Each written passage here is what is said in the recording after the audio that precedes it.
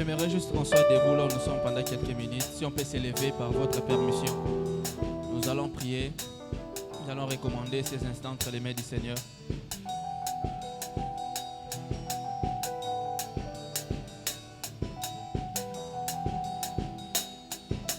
Nous allons prier en celui que les ciels nous soient favorables. Que Dieu nous prête sa grâce pendant ces moments alors que nous sommes venus dans sa présence. Tu vas élever juste ta voix là où tu es, tu vas prier. Pendant que la chorale va nous préparer cette chanson qui dit Yahweh to belemi liboso na yo, Yamba masanjoli, oh to bonzelio. Nous nous sommes en train de prier en ces lieux pour dire merci à Dieu qui nous a attirés encore davantage dans sa présence. C'est une grâce de se présenter devant lui.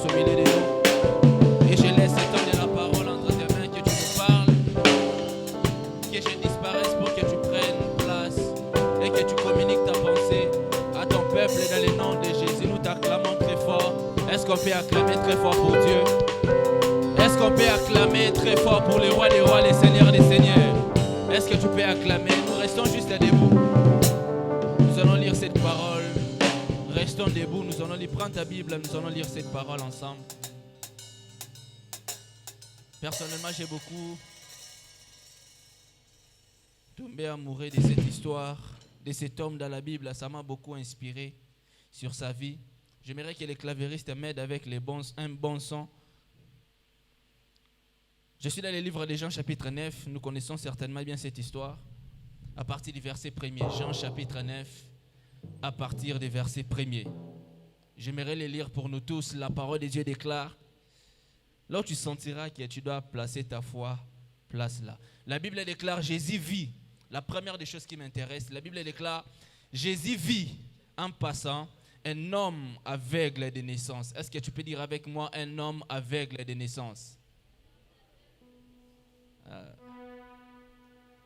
Jésus vit en passant un homme aveugle de naissance. Pourquoi est-ce que la Bible prend le soin de donner avec moindre détail la vie de cet homme. On aurait pu simplement nous dire qu'il était aveugle. Pourquoi on nous prend le soin de déterminer qu'il était un aveugle depuis sa naissance? Depuis qu'il était, il n'a jamais vu le soleil.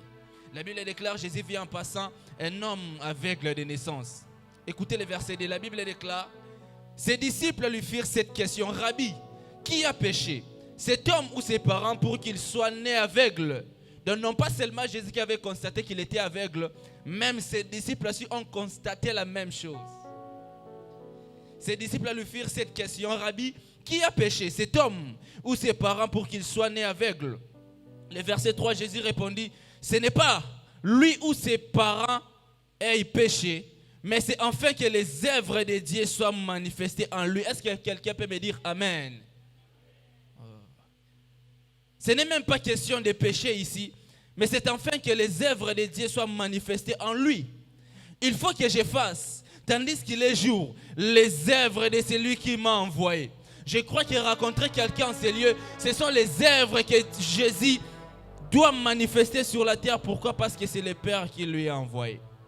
La Bible déclare, il faut que je fasse, tandis qu'il est encore jour, les œuvres que le Père m'a envoyé. La nuit vient où personne ne peut travailler. Pendant que je suis dans le monde, je suis la lumière du monde. Et maintenant, est Jésus dans le monde au travers de nous, l'Église. Après avoir dit cela, il cracha à terre et fit de la boue avec sa salive. Puis il appliqua cette boue sur les yeux de l'aveugle. Mais écoutez le verset 7, il lui dit, va te laver au réservoir de Siloé. Est-ce que quelqu'un peut me dire avec moi au réservoir de Siloé? Très intéressant. Va et lave-toi au réservoir de Siloé. Nom qui signifie envoyer. Comme le Père m'envoie, moi aussi je t'envoie. Il alla, se lava et s'en retourna voyant clair. Écoutez le verset 8, la Bible déclare ses voisins. Et ceux qui l'avaient connu auparavant comme mendiant disaient, n'est-ce pas là celui qui se tenait assis et qui mendiait? Les uns disaient, c'est lui. D'autres disaient, non, il lui ressemble. Et lui-même disait, c'est moi. Je suis en train de croire que la visitation de Dieu dans la vie de quelqu'un amènera ce genre de questionnement par rapport à la société. Certains se demanderont, est-ce que c'est réellement lui que Dieu a visité? Les autres diront, peut-être ce n'est pas lui. Cette personne le ressemble. Mais j'aimerais te dire, ça sera certainement toi. Mais tu as connu la visitation de Dieu dans ta vie.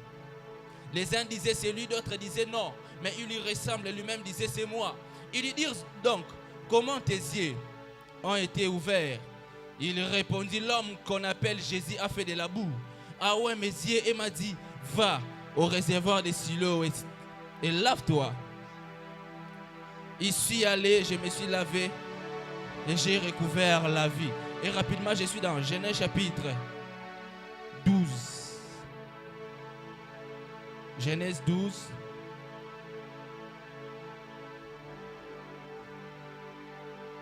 À partir du verset 26, la Bible déclare, il dit, laisse-moi aller, car l'aurore s'élève. Et Jacob répondit, je ne te laisserai point aller, que tu m'aies béni. Il lui dit, quel est ton nom? Il répondit, Jacob. Et l'ange lui dit, ton nom ne sera plus Jacob, tu seras désormais appelé Israël, car tu as lutté avec Dieu, avec les hommes, et tu as vaincu. Est-ce qu'on peut acclamer pour la parole de Dieu en étant assis? Si on peut se rasseoir. Je tiens à remercier Dieu qui m'a donné encore cette nouvelle opportunité de me présenter devant son peuple pour apporter la parole de Dieu. C'est une grâce et une faveur, comme j'ai toujours l'habitude de le dire. Et je dis merci à Dieu pour cela, mais aussi j'aimerais dire merci à mon père ou à notre père, le pasteur Obed Samson, qui m'a permis de pouvoir repasser encore pour nous apporter la parole de Dieu. Et que Dieu les bénisse de là où il se trouve. Mais aussi j'aimerais vous honorer, vous qui êtes là. Est-ce que vous pouvez acclamer quand même pour vous-même? Est-ce que vous pouvez acclamer? Alors, que l'Éternel Dieu soit béni juste pendant quelques minutes, je crois 15 à 20 minutes, ou tout au plus 25 minutes, je serai là en train de nous donner cette petite exhortation que j'ai intitulée « Un aveugle de naissance, 2 points, c'est que sa vie et son parcours nous enseignent. » Un aveugle de naissance, 2 points, c'est que sa vie et son parcours nous enseignent. Dans ce passage que nous venons de lire, où j'ai tiré ce terme, il est question d'un aveugle de naissance dont la Bible nous parle. La Bible déclare, d'ailleurs j'aime beaucoup l'introduction de ces passages, où la Bible déclare Jésus vit en passant un aveugle de naissance. Jésus passait seulement, mais tellement qu'il était sensible, mais tellement qu'il était prophétique, il a localisé quelqu'un qui était là aveugle de naissance. Mais je suis en train de me poser une question. Est-ce que c'était d'une manière prophétique que Jésus avait su que cet homme était aveugle de naissance? Je dirais non. Parce que si nous ramenons cette histoire au verset 8, la Bible déclare même que tous les voisins de cet homme avaient su qu'il était non pas seulement aveugle, mais il était aussi mendiant. Donc son état d'aveuglement l'avait conduit à être aussi mendiant. Vous allez voir que lorsque Jésus l'a rencontré, des gens même étaient capables de pouvoir ne plus les découvrir ou même les constater comme étant aveugles. Donc cela me pousse à croire que l'état de cet homme, ce n'était pas un état prophétique, ou même Jésus n'a pas su qu'il était aveugle d'une manière prophétique. C'était comme ça. Jésus était tellement bien informé par rapport à l'état de cet homme. Donc Jésus savait aussi au travers d'une information générale que cet homme était aveugle. Ainsi, lorsque nous analysons bien cette histoire, je découvre beaucoup de vérités. J'ai juste quelques minutes, le temps me manquerait d'aller à gauche et à droite. J'aimerais juste aller rapidement avec ces messages. Lorsque je lis bien l'histoire de cet homme, je découvre beaucoup de vérités qu'il incarne. Beaucoup de vérités qui se rattachent à sa vie, à son parcours. Mais j'aimerais juste nous parler de 3 choses et nous serons en train de prier par rapport à cela. Vous allez voir que Jésus passait et il a localisé, il a identifié et il l'a transformé. La première des choses que je découvre au travers de cette histoire, par rapport à la vie de cet homme, par rapport à son parcours, même aussi par rapport à cette destinée. La première des choses, je l'ai intitulé de cette manière. C'est le regard prophétique de Dieu ou même de Jésus qui a engendré la visitation. Le regard prophétique de Jésus qui a engendré la visitation. Lorsque nous lisons le verset 1er, la partie A, la Bible déclare Jésus vit en passant un aveugle de naissance. Mais lorsque nous allons au verset 2, la Bible déclare que les disciples lui ont posé cette question. Seigneur, est-ce que le problème de cet homme, est-ce que l'aveuglement de cet homme est lié à ses péchés ou au péché de ses parents? Mais Jésus leur a dit non, ce n'est pas question de péché ici. C'est pour que les œuvres de Dieu soient manifestées. Donc premièrement déjà par rapport à cette première vérité, vous allez voir que tout le monde, que ce soit Jésus, que ce soit ses disciples, ont constaté la même chose. Ils ont constaté que cet homme était aveugle. C'était d'ailleurs un problème connu de tous. Dans la société, tout le monde savait que cet homme était aveugle.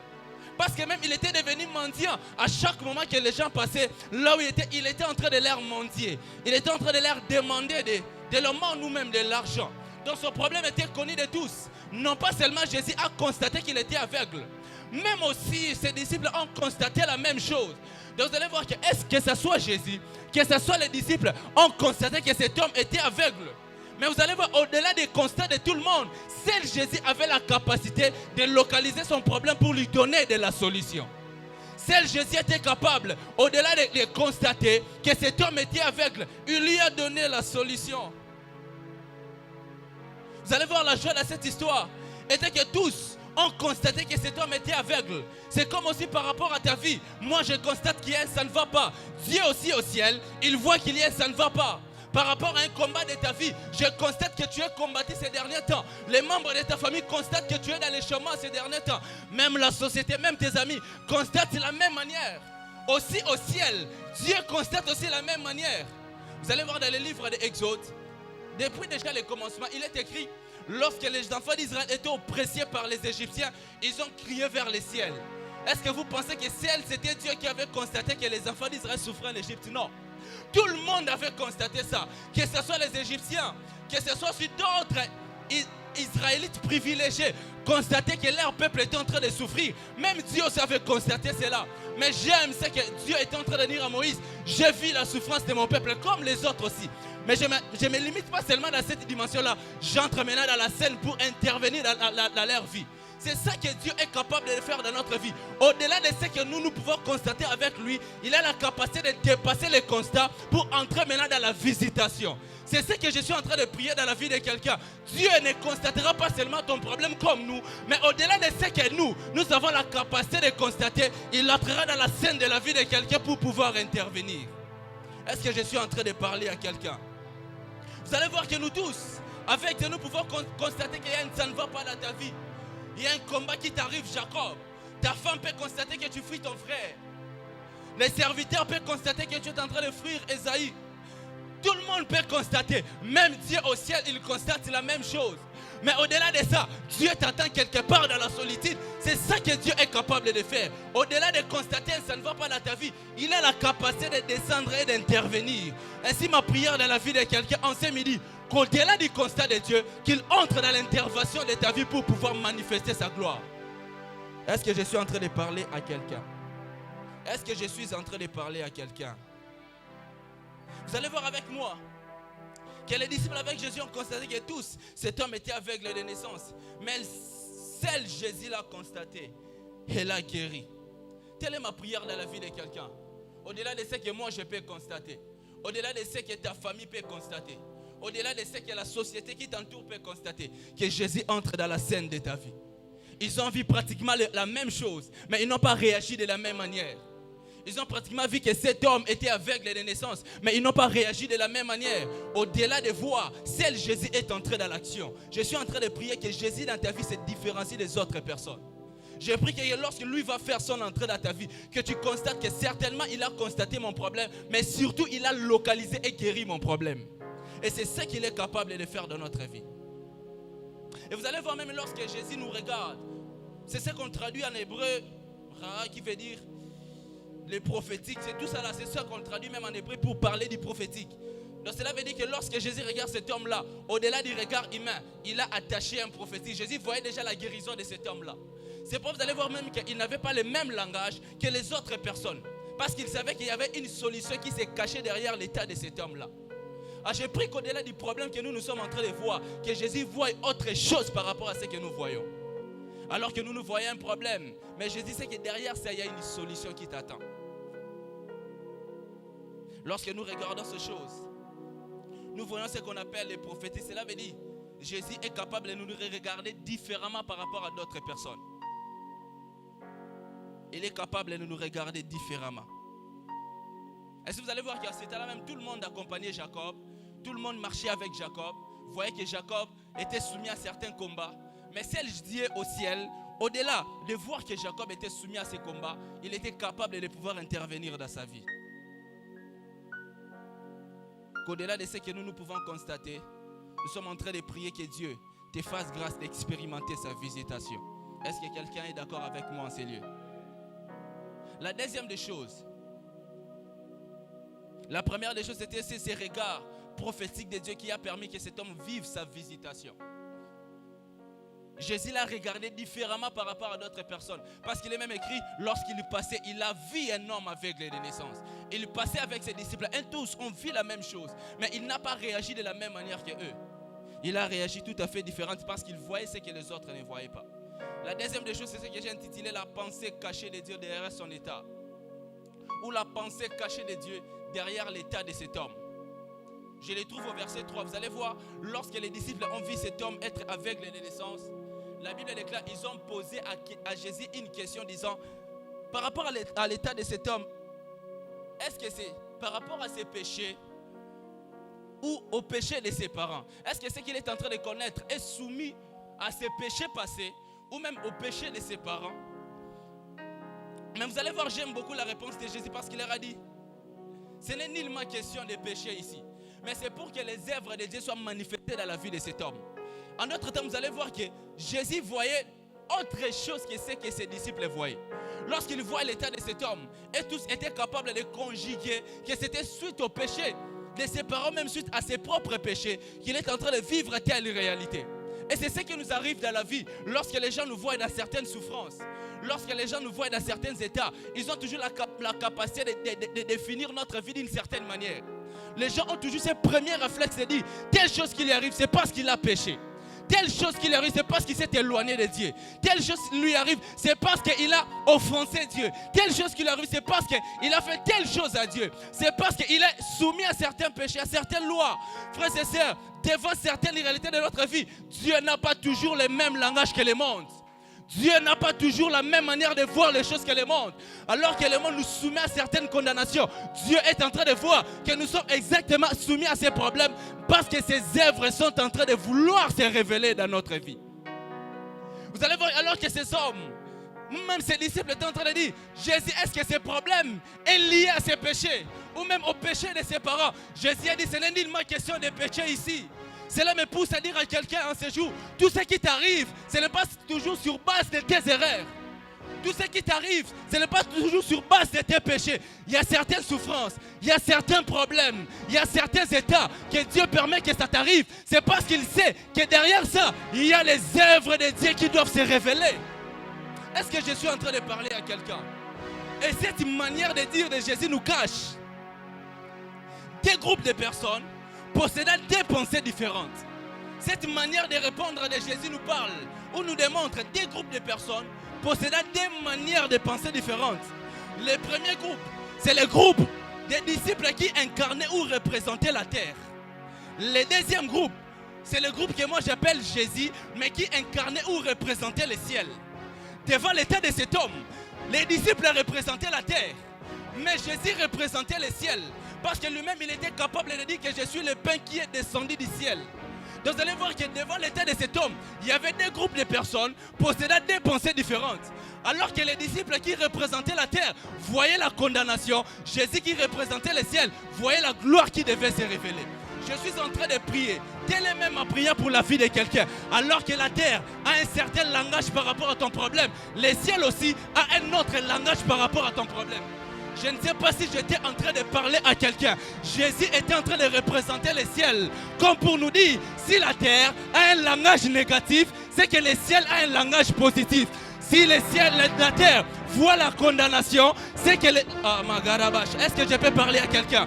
Si la terre voit la condamnation, c'est que le ciel est en train de voir la glorification derrière. Si la terre voit le péché, c'est que Jésus est en train de voir les œuvres de l'Éternel qui doivent se manifester. Si la terre est en train de voir la tombe, c'est que Jésus est en train de voir le trône. Est-ce que je suis en train de parler à quelqu'un? Jésus est mort sur la croix. La Bible déclare que Joseph d'Arimathée, qui représentait la terre, est parti le mettre dans la tombe. C'est la manière d'agir de la terre. Lorsqu'on te voit dans un état, la terre a toujours tendance de te placer dans la tombe. Mais ma Bible est en train de me dire, le ciel n'avait pas le même langage que Joseph d'Arimathée. Lorsqu'on a placé Jésus dans la tombe, il lui a fallu seulement 3 jours afin que le ciel révèle son langage. J'aimerais dire à quelqu'un, lorsque les membres de ta famille voient ta tombe, le ciel est en train de voir le trône qui t'attend au ciel. J'aimerais annoncer à quelqu'un, lorsque les gens sont en train de voir, c'est fini pour toi, il n'y a plus d'espoir, tu es aveugle de naissance, tu mourras aveugle. Je t'annonce, lorsque Jésus fait son entrée dans ta vie, il est en train de te donner la capacité de vivre le trône, lorsque les autres attendaient la tombe dans ta vie. Est-ce que quelqu'un me permet de les prêcher tel que je les sens? J'aimerais dire à quelqu'un, si le monde est en train de voir la négativité, le ciel est en train de voir la glorification. La Bible déclare, il lui dit, Seigneur, est-ce que c'est parce qu'il a péché? Ce n'est pas question de péché. Tout ce qui t'arrive, ce n'est pas question d'une certaine condamnation. Jésus voit la gloire qui t'attend derrière. Et écoutez-moi, la Bible déclare, il était aveugle de naissance. Pas un aveugle pendant un temps, pendant une période, mais il était un aveugle de naissance. Cela veut dire, son problème a duré depuis qu'il était né jusqu'à l'âge qu'il portait. Son état a pris des périodes. Mais vous allez voir, lorsque Jésus est arrivé dans sa vie, il ne l'a pas simplement guéri, mais il a permis aussi que son nom puisse se perpétuer pendant beaucoup de périodes. Parce que vous allez vous rendre compte avec moi, lorsque cet homme est allé se laver au réservoir de Siloé, cette histoire ne se limite pas là. Donc il quitte des étapes en étapes, des niveaux à des niveaux. Il quitte d'abord Siloé où il était guéri, où les gens l'ont constaté qu'il était guéri. Il va se présenter devant les gens de sa société ou même devant ses voisins qui étaient capables de constater qu'il était guéri. Au-delà de ça, il est même parti se présenter devant les pharisiens, des gens qui représentaient Israël. Donc vous allez voir que son problème a duré des temps. Mais sa visitation aussi a duré des périodes, a duré des heures qui est l'image même d'une grande période. J'aimerais dire à quelqu'un, si Dieu permet que ton problème dure pendant des périodes, c'est pour que la gloire qu'il va te donner ne sera pas pour quelques heures. Cela veut dire que cette gloire prendra aussi beaucoup de périodes. plus ton problème est grand, plus la visitation qui t'arrivera sera grande. J'aimerais annoncer à quelqu'un, plus ton problème porte une certaine durée, plus lorsque Jésus fera son entrée, il voudra que ta visitation part des étapes en étapes, de glorification en glorification, de l'exposition à l'exposition, de gloire en gloire. Il a quitté de Siloé, il est allé dans sa famille, il a quitté de la famille, il est allé même à se présenter devant les gens qui représentaient Israël. Ma prière de la vie de quelqu'un, ta visitation ne durera pas seulement quelques secondes. Jésus permettra que ça quitte le niveau de ta famille pour aller au niveau de ton quartier. Que cela quitte le niveau de ton quartier pour aller au niveau de ta commune. Que cela quitte au niveau de ta commune pour aller au niveau de la capitale. Que cela quitte le niveau de la capitale. Pourquoi pas toucher aussi le monde entier? Telle est ma prière dans la vie de quelqu'un. Plus ton problème prend de l'espace, plus ta solution s'y prendra de l'espace. Est-ce que je suis en train de parler à quelqu'un? Vous allez voir, lorsque le monde nous voit devant certains états, certains problèmes, il rattache toujours une certaine négativité. C'est pourquoi j'aimerais dire à quelqu'un, ne conjugue pas les choses de la même manière que le monde. Ne vois pas les choses de la même manière que la terre. Parce que si la terre voit que c'est suite à certains péchés, c'est que Jésus voit qu'il y a une gloire qui t'attend derrière ça. Vois les choses par rapport au ciel. Vois les choses par rapport au ciel. Ainsi même vous allez voir que cet aveugle de naissance était devenu même un sujet de calomnie dans la société. Tout le monde savait qu'il était aveugle. Et même il était devenu mendiant. Il était même oublié dans sa famille. Parce que si la Bible nous demande qu'il était mendiant, c'est qu'il ne trouvait plus de place au sein de sa famille. Sa famille l'avait oublié. Dans son état, au-delà de ça, on lui a laissé, on ne s'occupait même plus de lui. Ça peut être le cas d'une personne encelliée. Ou même ta famille t'a rejeté, ta famille t'a abandonné, ta famille t'a laissé. Et tu commences à devenir mendiant ou d'une certaine manière. Tu commences même à suivre des miettes. Alors que peut-être dans ta famille, tu allais avoir la nourriture comme il se faut. Ou même comme il faut plutôt. Vous allez voir que cet homme était devenu sans valeur, sans impact dans la société, sans considération. Les gens voyaient qu'il était aveugle, mais sans intervenir dans sa vie. Il était même oublié des hommes, y compris même de sa famille. Et cela a fait de lui-même un mendiant connu de tous. Tout le monde savait qu'il était devenu mendiant. Mais ce que la société ne savait pas, est que la société pouvait l'oublier, mais il n'était pas oublié de Dieu. C'est pourquoi j'aimerais dire à quelqu'un, le monde peut t'oublier, mais tu n'es pas oublié du ciel. C'est le ciel qui te connaît. Le ciel t'a envoyé sur la terre. Peu importe l'état que tu présentes, j'aimerais te dire que tu es connu du ciel. Tu peux peut-être être oublié des hommes, mais tu ne seras jamais oublié de Dieu. Est-ce que je suis en train de parler à quelqu'un? Il était oublié de la société, mais jamais oublié du ciel. La société pouvait le rejeter, mais elle n'était pas rejetée de Dieu.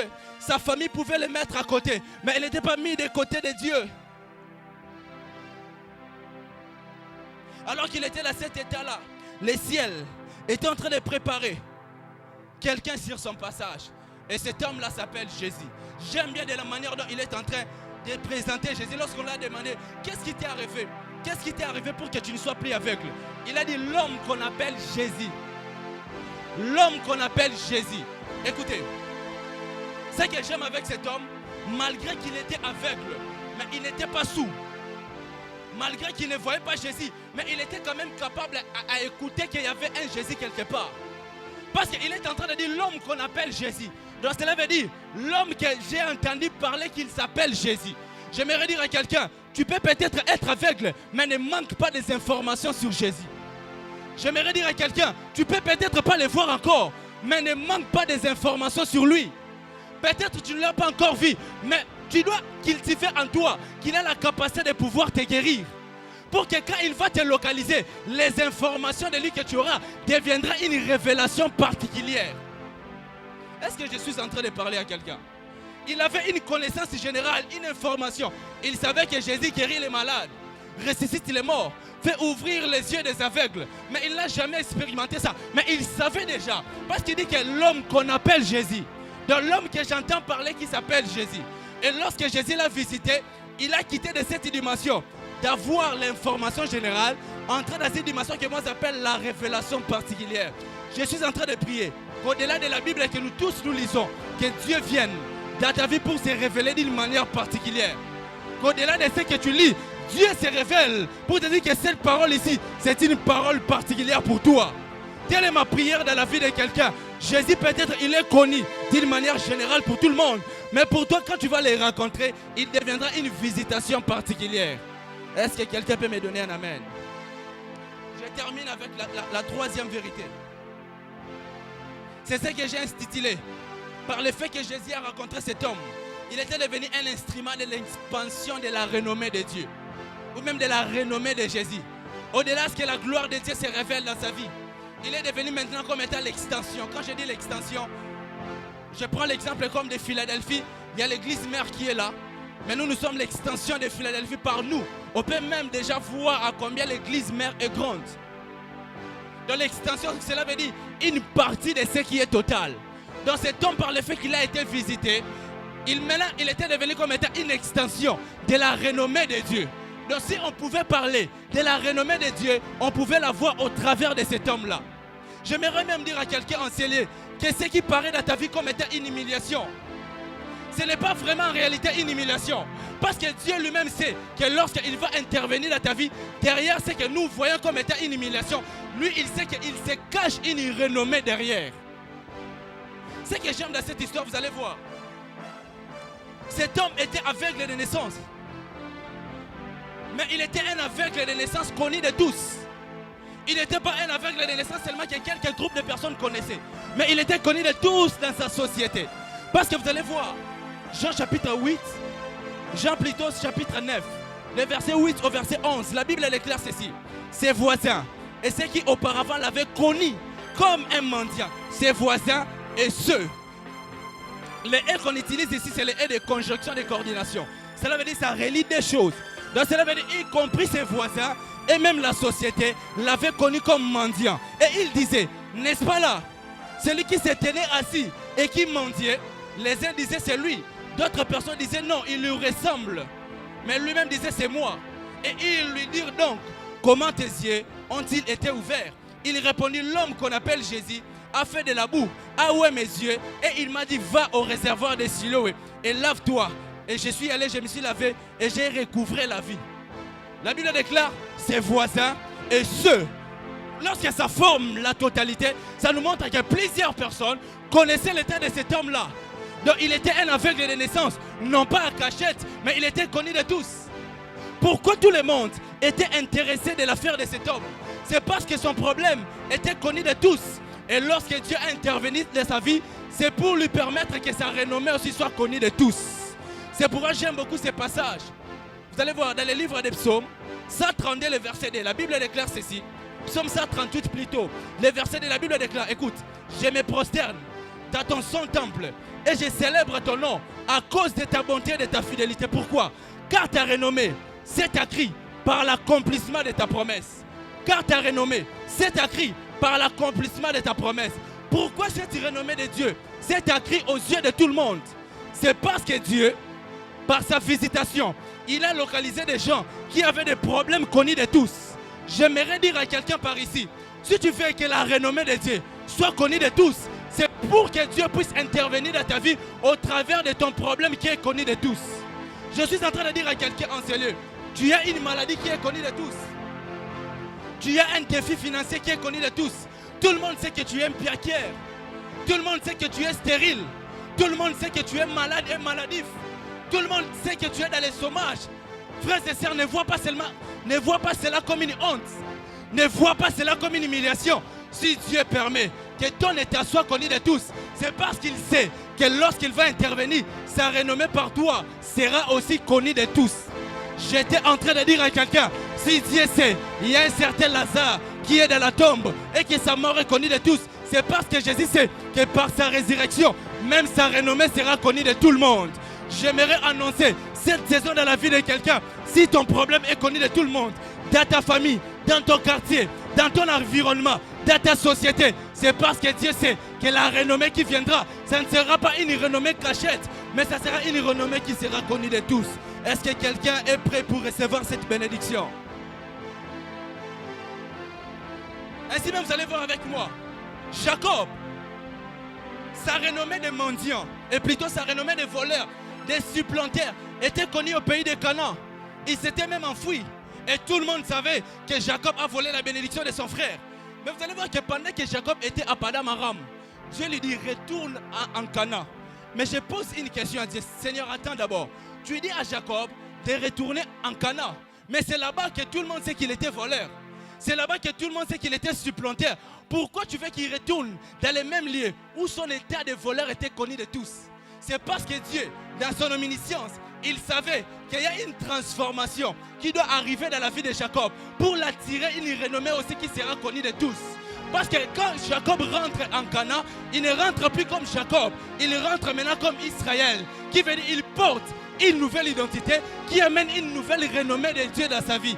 Telle est ma prière même dans la vie de quelqu'un. Dieu va te localiser et il fera en sorte que la renommée qu'il attachera dans ta vie sera une renommée qui sera connue de tout le monde. Tu as un problème qui est connu de tous. Je t'annonce en ce midi que le Dieu qui intervient dans notre vie, il permet aussi que quand il va agir, que sa visitation soit connue de tout le monde. Est-ce qu'on peut s'élever en acclamant le Seigneur? Est-ce qu'on peut s'élever en acclamant le Seigneur? Est-ce qu'on peut s'élever en acclamant encore le Seigneur? Frères et sœurs, je suis en train de soupirer pour cette dimension de la vie de quelqu'un. Je suis en train de prier pour que cette chose arrive à quelqu'un. Par moments, ça nous arrive quand nous connaissons ce genre de problèmes. On a tendance d'être humilié. On a tendance de dire que nous sommes humiliés. Nous sommes oubliés de Dieu, nous sommes abandonnés. Mais nous ne savons pas qu'il y a une gloire que Dieu a cachée derrière. C'était une exhortation. Le temps m'avait manqué pour entrer dans le détail. Mais j'aimerais déjà par rapport à ce peu que tu as retenu, tu vas prier pour la première des choses. La Bible déclare, Jésus il passait et en passant il vit. Il vit cet homme. Vous allez voir que tout le monde passait déjà.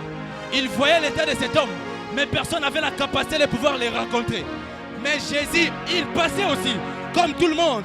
Mais il a localisé d'une manière particulière. La première des choses, tu vas prier que Jésus te rencontre d'une manière particulière. Que pendant ces jours qui nous restent, que Jésus te rencontre d'une manière particulière. Tu vas battre les mains en ces lieux. Tu vas prier, tu vas dire à Dieu, Père, je sais que tout le monde m'a déjà vu dans mon état. Je sais que tout le monde sait déjà que je suis mendiant. Je suis aveugle. Je suis stérile. Je suis malade. Je suis chômeur. Je suis ceci, je suis cela.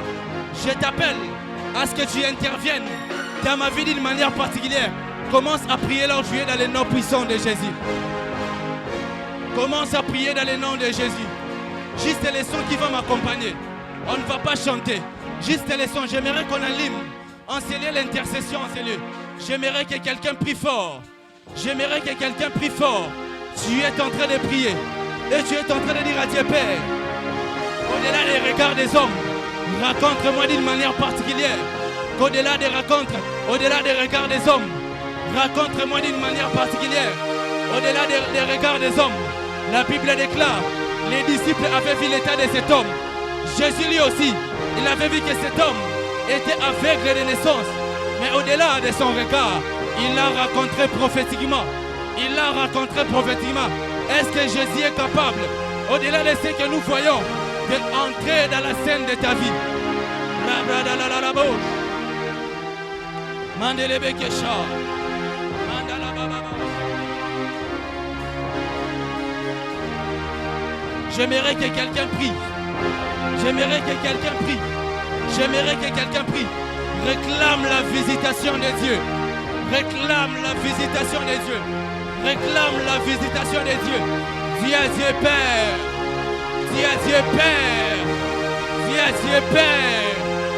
Rencontre-moi au-delà des regards généraux. Rencontre-moi au-delà des regards généraux. Visite-moi d'une manière particulière. Au-delà de ce que le monde voit par rapport à mon état. Rencontre-moi d'une manière particulière. Dis à Dieu au-delà de ce que l'humanité voit par rapport à mon problème. Rencontre-moi d'une manière particulière. Mandele bouche. Mandele bouche. Shakaraba. Mandele bouche. Mandala la bouche.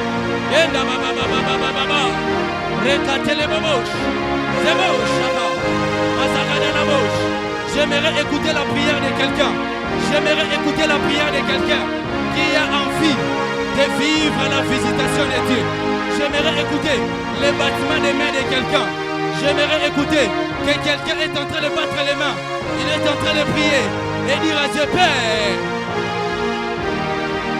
Mandele bobo bobo bosh.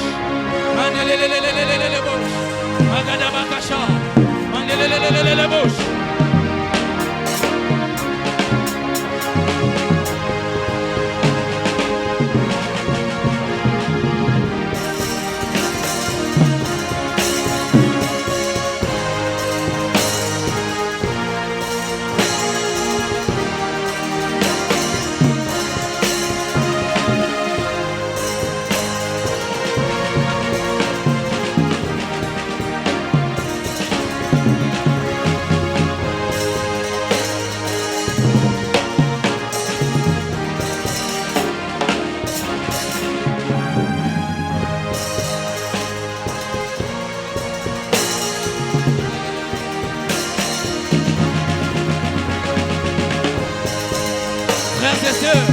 Nous tous, nous savons que tu es dans cet état. Nous tous, nous savons que tu es soumis à ces combats. Nous tous, nous savons que tu es piaqueur.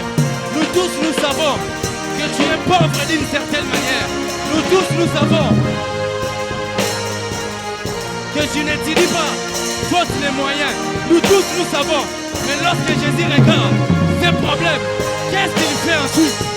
Lorsque Jésus regarde les mêmes problèmes que nous regardons, qu'est-ce qu'il fait ensuite? Jésus ne regarde pas les choses de la même manière que les hommes. Jésus ne regarde pas les choses de la même manière que le monde. Il regarde pour ensuite intervenir.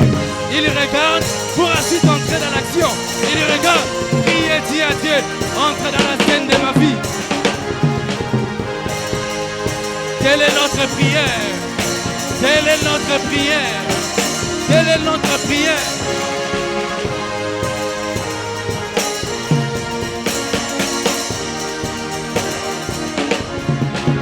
Telle est ma prière, Père. Telle est ma prière, Père. Je sais que tout le monde sait déjà que je suis mendiant. Je sais que tout le monde sait déjà que je suis aveugle. Je sais que tout le monde sait déjà que je suis en train de mentir. Mais lorsque toi tu regardes mon état, comment est-ce que tu réagis? Lorsque toi tu regardes mon problème, comment est-ce que tu réagis? Est-ce que tu réagis de la même manière que le monde? Dieu ne réagit pas de la même manière que le monde. On peut constater les mêmes problèmes avec Dieu, mais on ne réagira pas de la même manière. On peut constater que tu es souffrant. On peut constater que tu es malade. On peut constater que tu es stérile. Mais lorsque Dieu constate ces problèmes, il entre dans la scène et il intervient. Il entre dans la scène et il agit. Il entre dans la scène. Mon élevé, Père, je vais cette saison. Je vais cette saison où je quitterai dans la dimension de tout le monde. C'est que je souffre pour entrer dans cette saison de la visitation. De la visitation. Mon élevé, nous allons prier pour la deuxième des choses. Les disciples ont demandé à Jésus, est-ce que le problème de cet homme est soumis à ses péchés ou au péché de ses parents? Mais Jésus a dit, c'est nullement question de péché ici. C'est nullement question de liens. C'est nullement question de combat. Frères et sœurs, tout ce qui nous arrive dans la vie, ce n'est pas toujours question aux liens de famille. Ne soyons pas des chrétiens qui voient des liens partout. Ne soyons pas des chrétiens qui voient des combats partout. Ne soyons pas des chrétiens qui voient les diables partout. Dans certaines questions, ce n'est même pas question du diable. C'est question de Dieu. Il te fait passer par là parce qu'il sait qu'il y a une gloire qui doit se révéler derrière. La Bible déclare, c'est pour que les œuvres de Dieu soient manifestées. Et les œuvres de Dieu se révèlent par sa gloire. Tu vas prier en ces lieux. Tu vas identifier ton état. Écoutez, si tu es peut-être maman et que tu n'as pas encore conçu, c'est que tu ne mettras pas au monde comme les autres personnes. C'est que les enfants que tu mettras au monde cacheront une gloire de Dieu derrière. Si peut-être tu es chômeur, tu as cherché le travail par tous tes moyens, tu n'as pas trouvé. Laisse que Dieu te conduise jusqu'à son comble. Parce que Dieu sait que derrière le travail qu'il te donnera, ça ne sera pas un travail de la même manière que d'autres personnes. Il y aura un salaire qui va déterminer la gloire de Dieu dans ta vie. Frères et sœurs, plus tu es en train de tirer dans ces problèmes, plus Dieu est en train de te préparer une gloire grande. Tu vas prier, tu vas maintenant réclamer la gloire de Dieu derrière ton problème. Tu vas battre les mains. Écoutez, je ne vais pas forcer les gens à prier ici. Tu vas prier par rapport à ta révélation. Tu vas dire à Dieu, Père, j'aimerais que la gloire que tu m'as réservée, cela soit manifesté. Cet homme était aveugle. Il n'a jamais vu Jésus. Il a peut-être entendu parler de lui. Il ne savait même pas que derrière son état, c'est caché la gloire de Dieu. Il était aveugle depuis sa naissance. Pendant son parcours, je ne sais pas quel type de questions il était en train de se poser.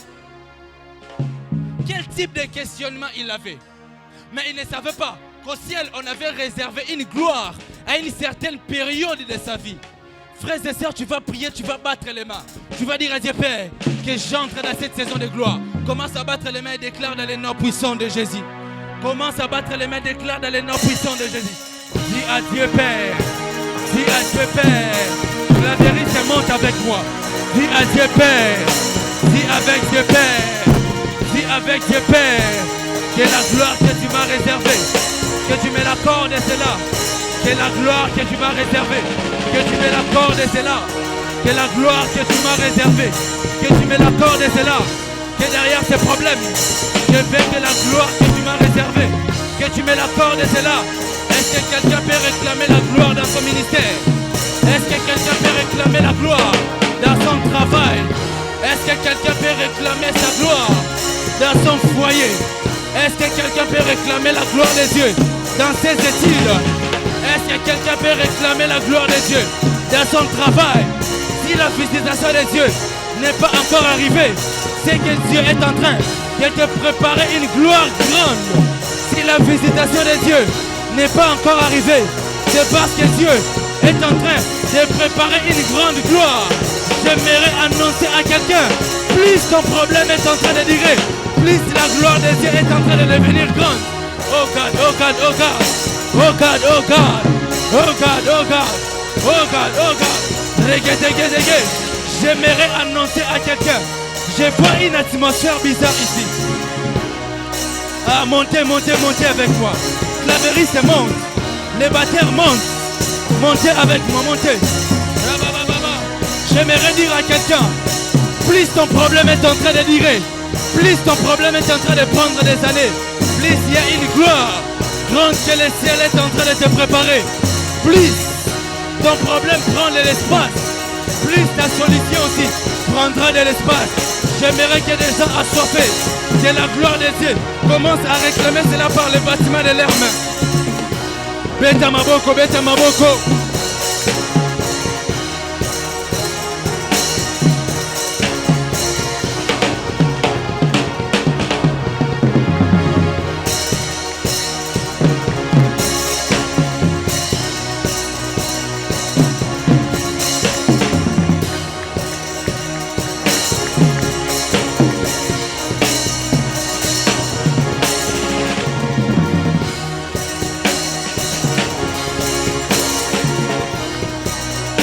Cette gloire est à moi, Père.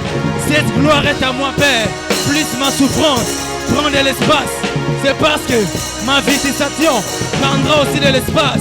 Plus mon problème est en train de prendre des couloirs, plus ma visitation aussi prendra des couloirs. Plus mon problème est en train de durer, plus ma gloire sera aussi en train de durer. Ah, réclame ta gloire, réclame ta gloire. Mandez le bouche. J'aimerais qu'un assoiffé de la gloire de Dieu la réclame. J'aimerais qu'un assoiffé de la gloire de Dieu la réclame. J'aimerais qu'un assoiffé de la gloire de Dieu la réclame. Je suis en train de voir dans mon esprit, pendant que je suis en train de parler, je vois l'image des couronnes dans mon esprit. Et l'esprit de Dieu est en train de me le dire clairement.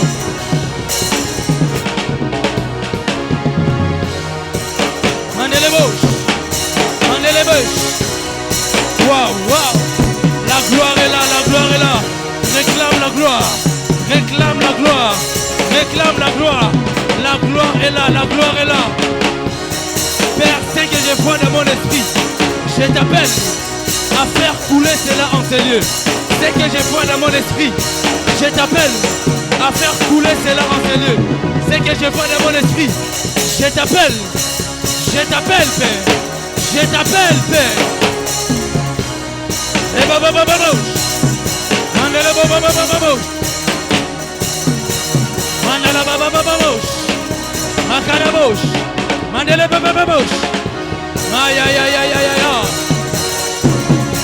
Écoutez ceci. Waouh. Waouh. Je vois ça clairement dans mon esprit.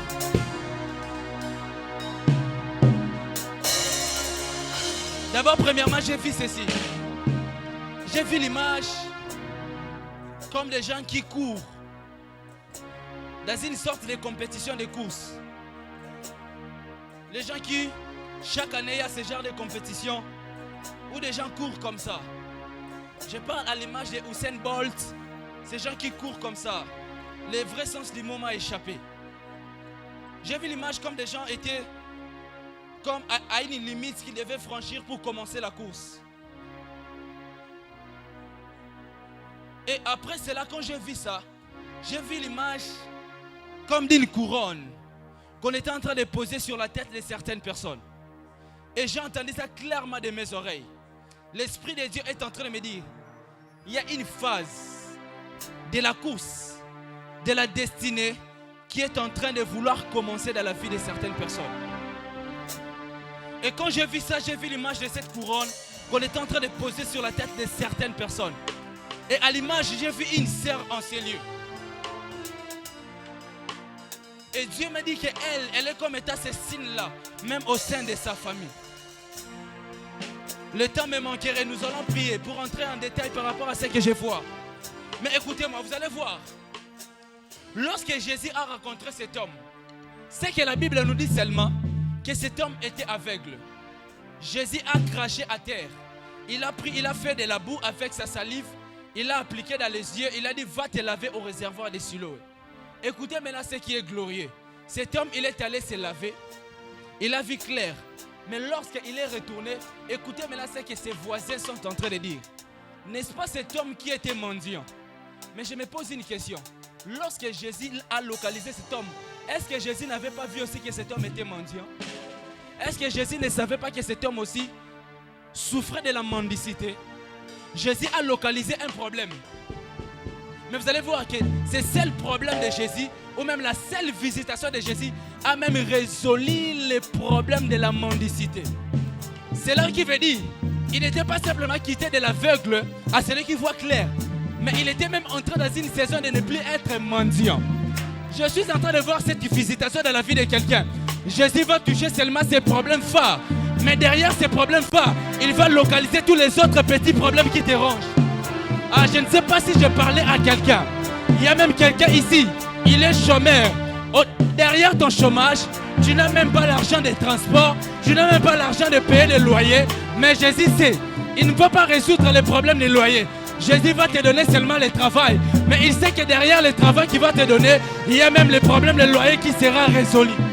Je ne sais pas si je parlais à quelqu'un. La personne qu'on appelle aveugle était aussi mendiant. Mais Jésus va simplement toucher les problèmes de l'aveugle. Mais cela va même résoudre les problèmes de sa mendicité. Écoutez, tu vas prier pour cela. Tu vas dire à Dieu, je sais que tu touches ces problèmes. Mais j'aimerais qu'au-delà de ça, que tu localises sur tous ces autres petits problèmes qui me rongent. Commence à prier en battant les mains dans les noms puissants de Jésus. Commence à prier par rapport à ça. Dis à Dieu, je n'ai pas seulement un seul combat. J'ai beaucoup de combats phares. J'ai beaucoup de combats. Mais je te prie, à ce que tu puisses toucher les problèmes généraux. Je prie que tu puisses localiser les problèmes phares. Je prie que tu puisses localiser ces problèmes d'aveuglement. Je sais que cela résoudra aussi les problèmes de la mendicité. Je suis en train de voir cela dans la vie de quelqu'un. Jésus va localiser un seul problème. Mais ce seul problème va toucher tous les autres problèmes de ta vie. Ta manière de prier ne me convainc pas. Ta manière de battre les mains ne me convainc pas. Ta manière de prier ne me convainc pas. Shabababababa. Zambe, naza nanga kaka aveugle te. Naza pe mendiant. Naza nanga kaka aveugle te. Mais naza pe oublié. Naza nanga kaka aveugle te. Naza pe mendiant, naza pe mendiant. Zambe localiser problème et aveuglement oyo. Pas problème voilà. Et puis ça peut solution par rapport à la mendicité na ngai. Localiser problème oyo. Pour être problème oyo. Solution na yo. Et localiser pe mendicité. Dis à Dieu de localiser les problèmes forts. Et ces problèmes va localiser aussi les problèmes petits au sein de ta vie. Père, je te prie.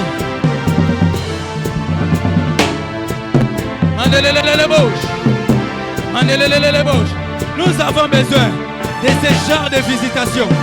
Nous avons besoin de ce genre de visitation. Yesu ayebi naye que osape mendiant. Yesu ayebi naye que osape mendiant.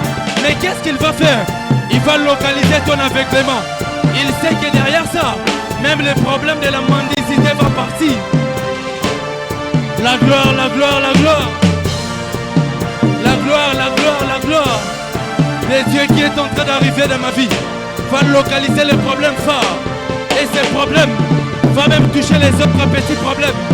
La visitation de Dieu va même toucher les autres petits problèmes dans ma vie. Bondela, bondela, bondela.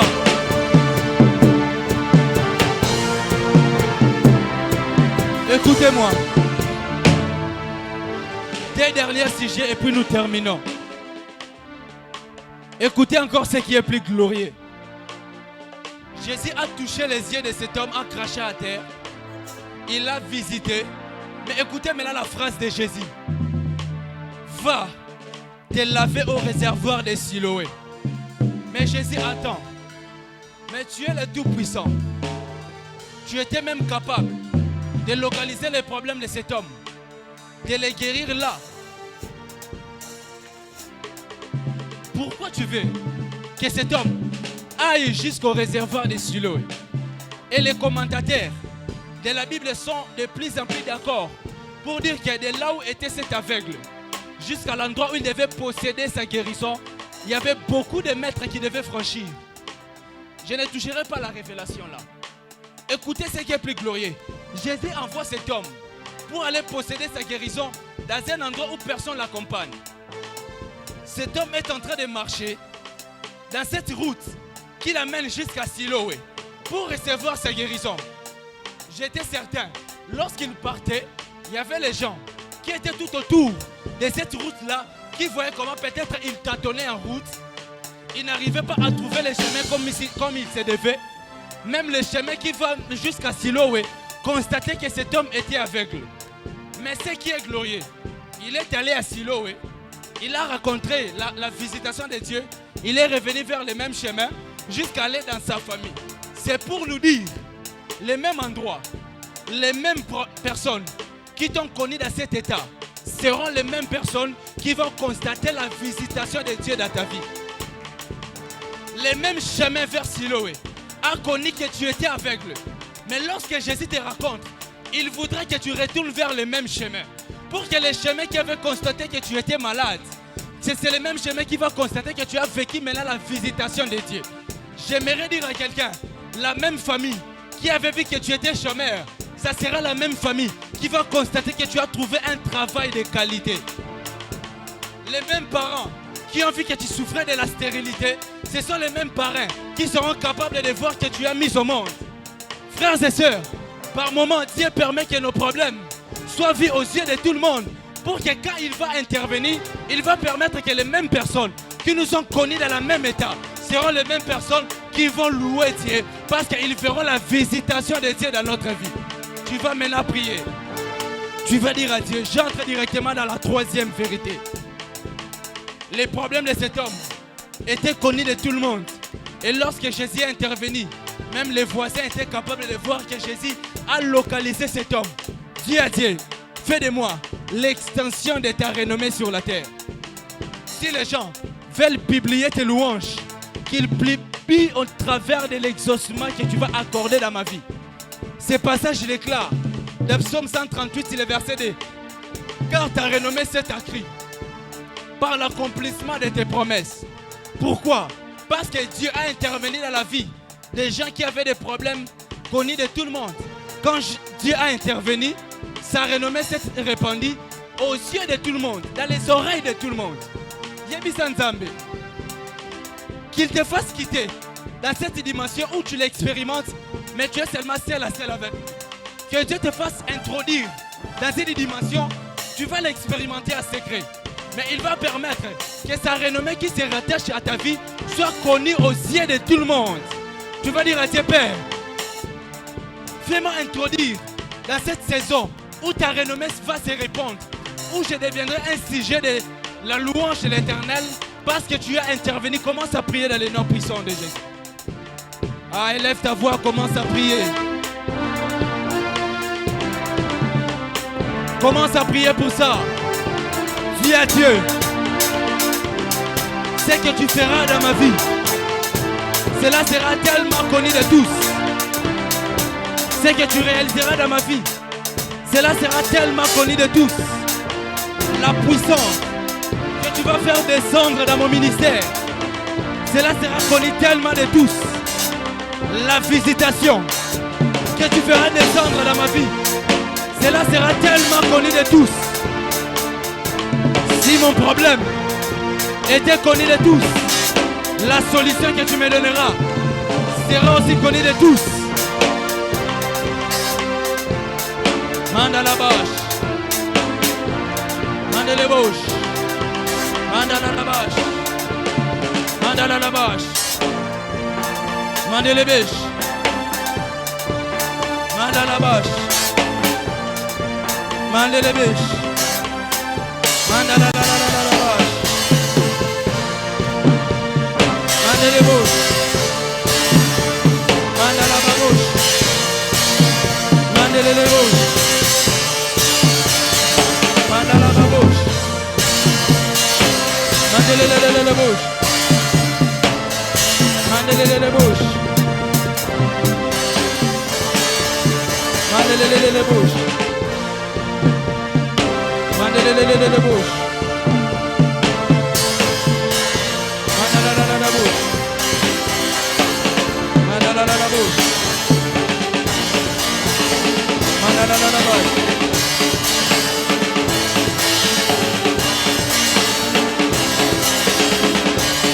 Les bouches.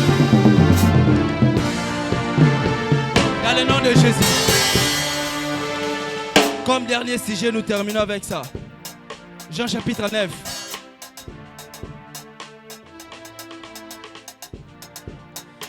Au verset 35.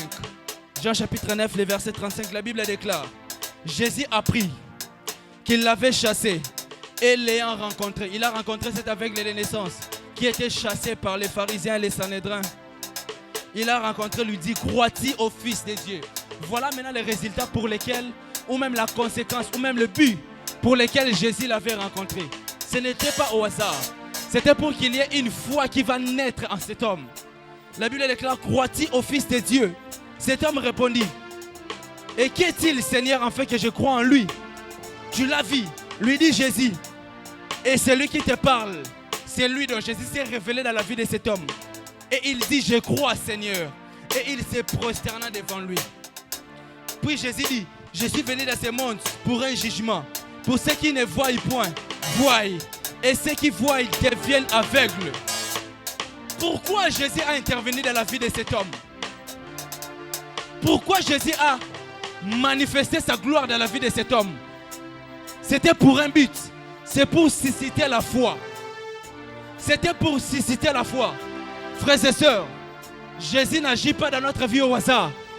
Il y a un objectif qu'il est en train de poursuivre derrière. Il y a un but, une finalité qu'il est en train de poursuivre. C'est pour faire naître en nous de la foi.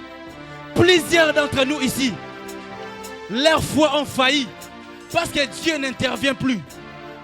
Leur foi ont failli. Ils sont devenus mécaniques dans les choses de Dieu. Ils commencent à forcer parce qu'ils n'ont plus la foi. Tu vas faire cette prière.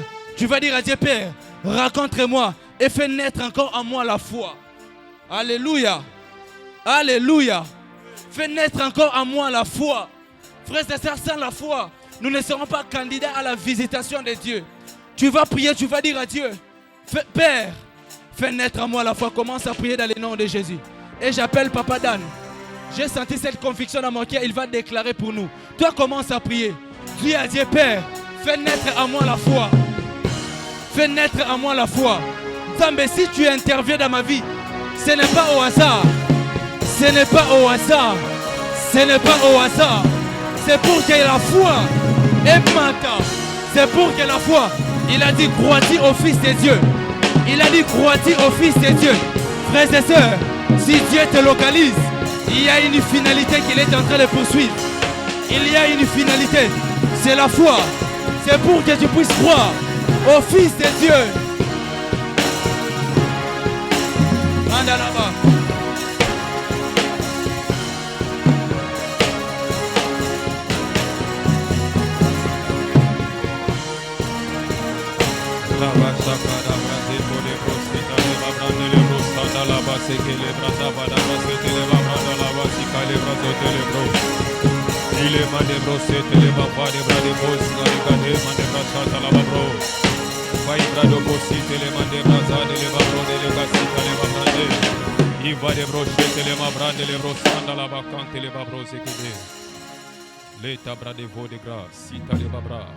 Barre mande bro kante le babrode, fada mande brode si kaiba. Le pede bro site de ga. Irega de baseta le babrode le bro sante. Ma ibre de bro sante le babrade. Lo paiba va de bro shaka ya basse. Bilende le bro shanda la bakante. La bada brasete le bro. Ivre de go sanda la babrosa. Le brada basse, irega da gasse, ma igrada, lo te predeo, fada brada, la gade ge, indere de sada da da. Imbrende le Imbrende Imbrende Faibradogesa, mande kladi brochete deba. Père, nous te bénissons, nous te rendons grâce. Père, nous te bénissons, nous te rendons grâce. Père, cet après-midi, nous te disons merci. Merci pour la présence des anges dans ces lieux. Merci, merci Seigneur pour ces ciels ouverts, Seigneur. Donc je vois clairement dans mon esprit, Seigneur, que tu fais de grandes choses maintenant. Merci pour les ossements de nos prières, Seigneur. Père, je sais que quelqu'un était venu dans ces lieux aveugles, mais il ne ressortira pas de la même manière qu'il était venu, Seigneur. Merci de l'avoir encore recouvré la vie, Seigneur. De la même manière que tu as opéré dans la vie de cet aveugle, Seigneur. Tu as opéré aussi dans nos vies cet après-midi, Seigneur. Laisse que louange et gloire te soient rendues à jamais. Les gens qui nous ont connus, Seigneur, dans les jours passés, Seigneur, ils ne nous verront plus de la même manière, Seigneur, car cet après-midi, tu as agi différemment dans nos vies, Seigneur. Merci pour ton serviteur que tu as utilisé puissamment cet après-midi, Seigneur. Oh Dieu des cieux, nous croyons à ta parole, Seigneur. Tu as envoyé ta parole et ta parole nous fut guérie, Seigneur. Béni soit ton Seigneur, le Dieu d'Abraham, Dieu d'Isaac, Dieu d'Israël. Merci pour ces grandes choses. Merci pour les ossements de nos prières. Car nous ne sommes pas passés nos temps, Seigneur, vains devant toi, Seigneur. Oh, ta parole nous dit, nul ne vient chez toi, Seigneur, et revenir de la même manière, Seigneur. Béni soit ton Seigneur, Dieu d'Abraham, Dieu d'Isaac, Dieu d'Israël. De la même manière que tu as changé l'appellation du nom de Jacob. Tu as changé notre identité cet après-midi, Seigneur.